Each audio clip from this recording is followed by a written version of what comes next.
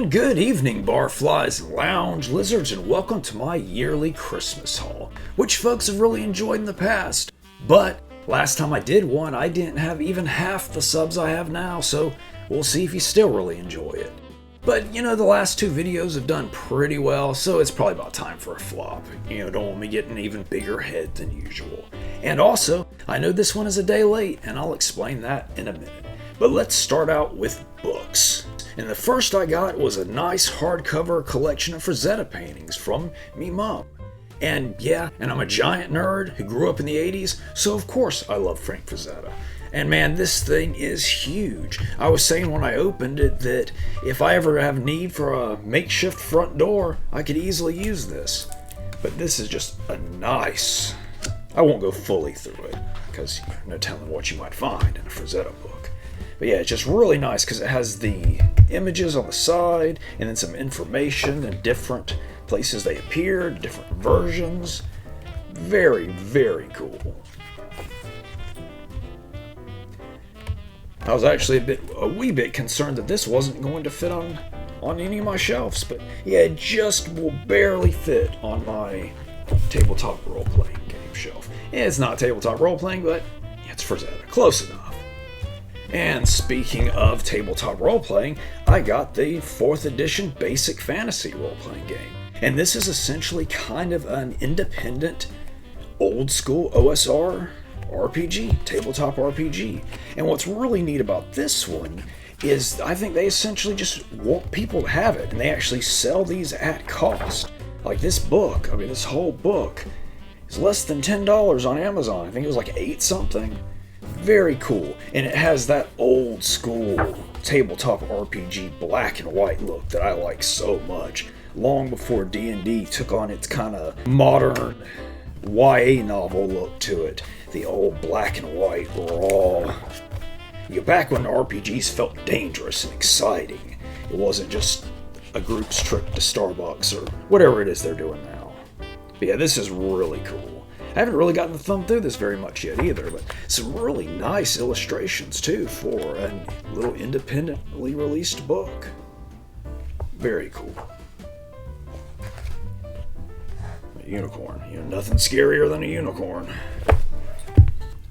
And comic-wise this year, I did some catching up on Cave Woman comics. Now, I won't show them all because I got a bunch, and some of the covers are probably a little less than appropriate, let's say, for YouTube. But still, love some Cave Woman, and I'm making progress in my collection there. This is the Killer Curve Supreme Book 2, which is a pinup collection by the great Mr. Devin Massey.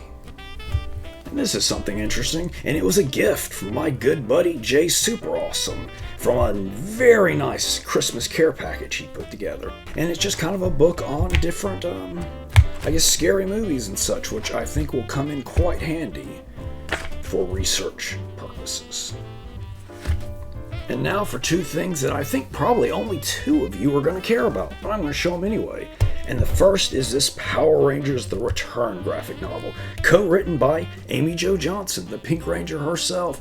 And this was incredible. Don't let this very odd cover art fool you, because the interior art was quite good. But this was excellent. One of the best Power Rangers related things I've ever come across. It's just a good, serious take for people that grew up on Power Rangers, and it just picks up, basically, if the original 3 had not left, is kind of the setup, and then it picks up years later after something really terrible has happened. Excellent. If you like comics, and even if you're just a casual Power Rangers fan, highly recommend this. And also, because I'm actually a giant Power Rangers fan, got the next deluxe edition hardcover of it's ended now, but the Boom Studios comic. And this is fantastic, oversized hardcover, really cool, and excellent storytelling from a really good series. Well, at least it was up to this point. I don't know where it went, how it ended, because the writer switched up not long after this.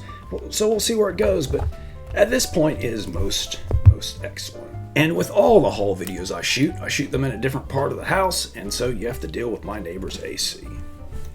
But this is another just cool thing that came in that Jay Super Awesome care package. Pack of Star Trek socks.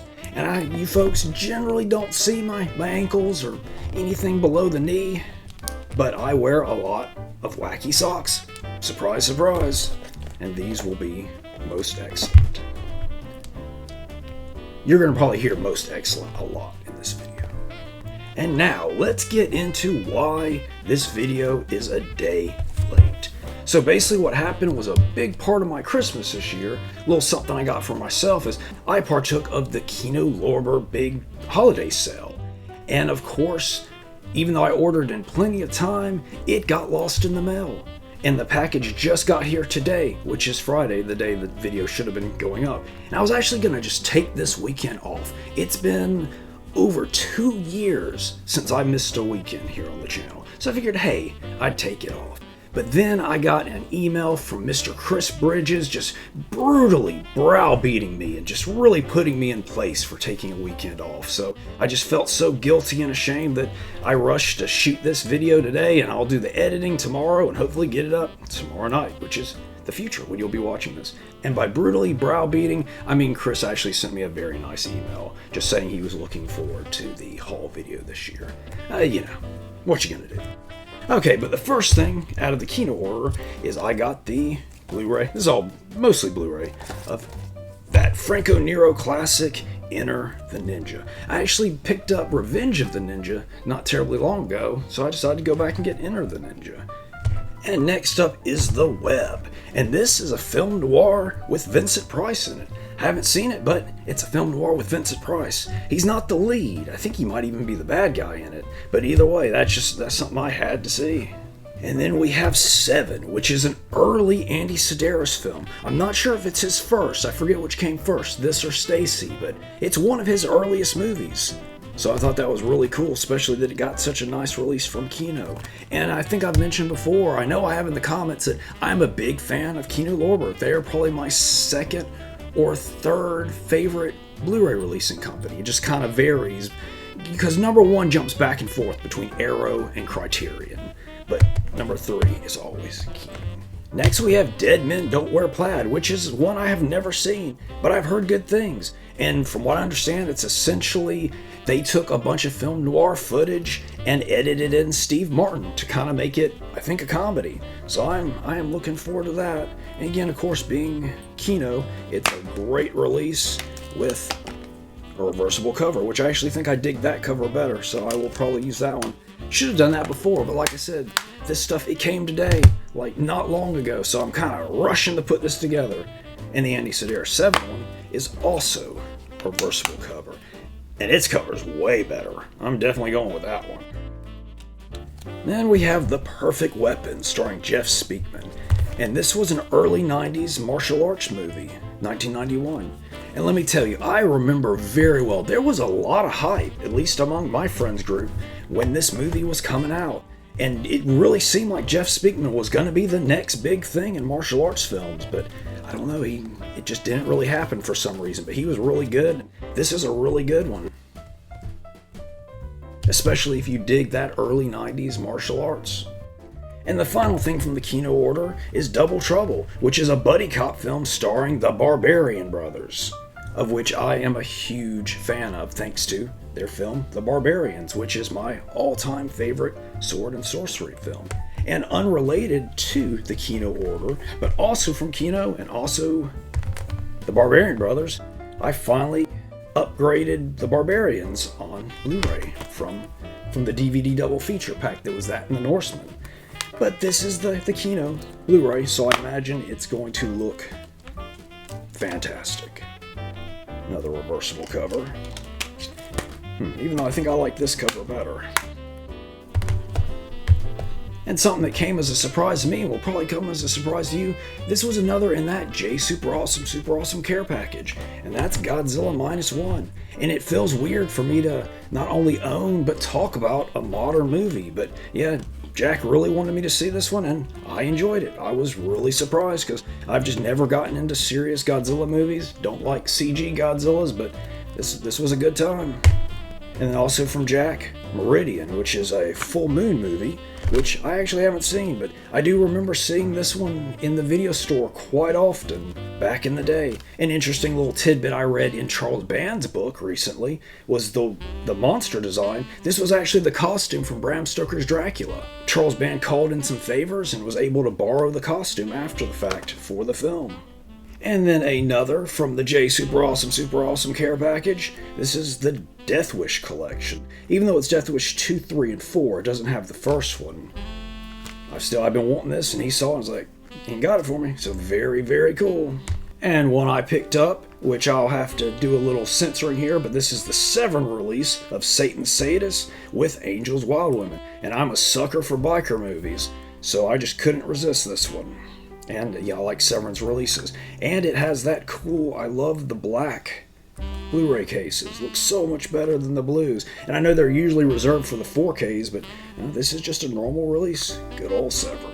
And another gift, I got one that was under the tree, and this is Dark Angel, aka Come in Peace with Dolph Lundgren. And this is another early 90s action movie, kind of an action sci-fi film. I haven't seen it, I don't think, since the theater, but I thought it was super cool back then with Dolph and Matthias Hughes. And let's see, I believe this one is a reversible cover as well.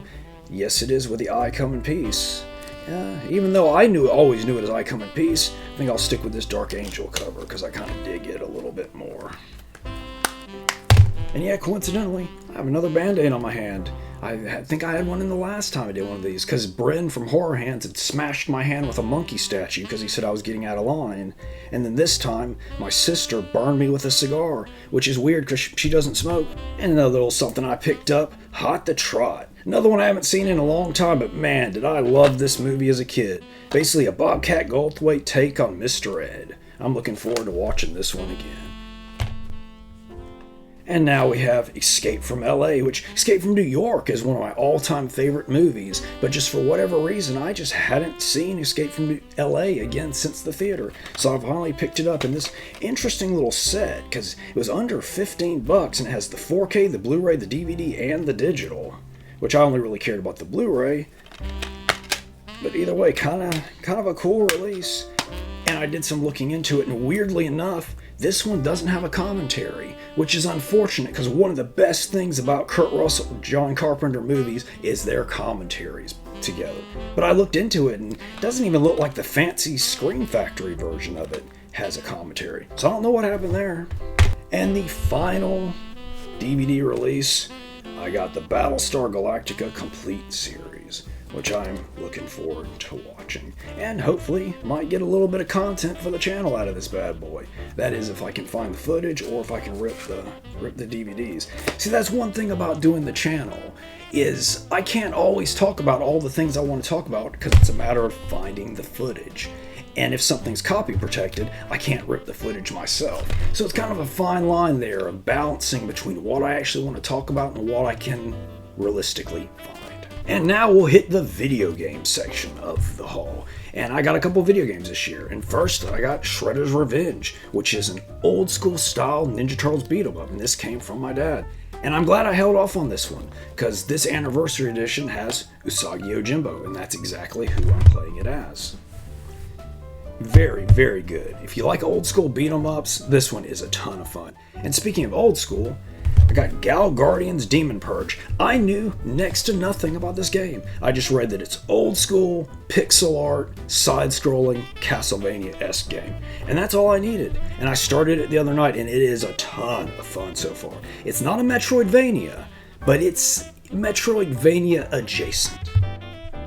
And finally, and I guess this one can kind of come into music as well, I got the Persona 5 original soundtrack. Interestingly, I was only lukewarm on the game itself. I mean, it looked nice, but it was just way cutscene heavy for my taste. You know, I play video games. If I want to watch an anime or watch a movie, I'll watch an anime or watch a movie. I don't go to video games for that.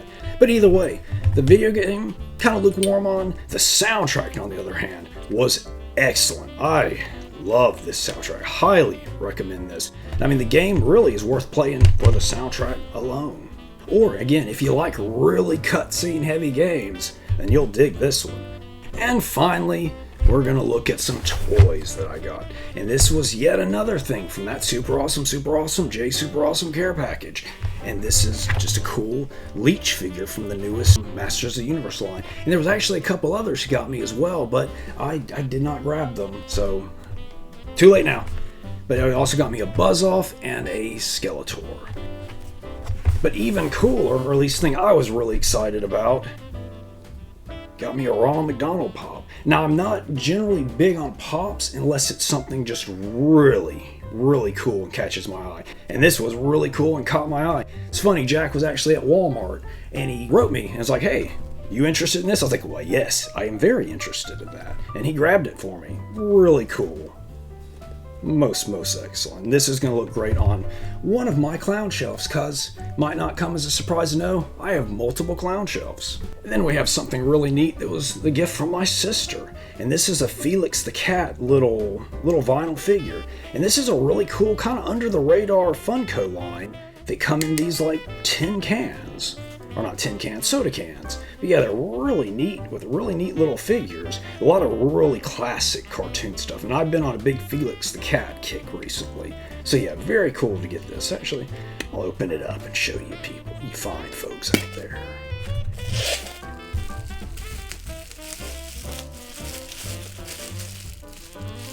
Yeah, so just a really nice little figure that's going to look very nice on my Saturday morning shelf because I am working on what I call Saturday morning shelf. And next we have a little Ultimates Thundercats action, which I've officially started collecting. So basically I'm just starting with the ones that were my favorite characters as a kid. And my favorite Thundercat as a kid was by far Panthro. Oh, I realized I had my J Super Awesome sticker. Yeah, so this is a really nice line, and some of them have started to kind of drop in price a little bit, because, you know, the price point on the Ultimates are a bit high, but if you wait, you can sometimes catch them at a better price point. And kind of the biggest thing this year was the Mum-Ra from Ultimates. And oh man, look at that bad boy, look at that giant, beautiful piece of plastic. I mean, that is a heck of a figure. I mean, talk about what I would have done for this as a kid. It even comes with Mall Mud. I was a big fan of Mall Mud as a kid as well. But if you see the two together, I mean, the scaling is really nice. Okay, I'm back because my camera just randomly decided it wanted to turn itself off. I think it has some kind of setting that if you hit 23 minutes, it just shuts off right in the middle of talking. How incredibly rude, camera. But yeah, I don't even remember what I was going to say, but this is just a great figure. And I'm looking forward to putting this guy on the shelf. And that is essentially my Christmas haul this year. Hopefully you fine folks out there still enjoy these, and this wasn't just a complete waste of my time. No, I kid. I actually like doing these anyway, kind of for myself, kind of just like a visual record of each Christmas. But that's all the time we have for this weekend. Please like, comment, subscribe, but more importantly, let me know some of the stuff you got for Christmas this year. Toys in particular. I'm all about them toys, and I want to hear about your toys as well.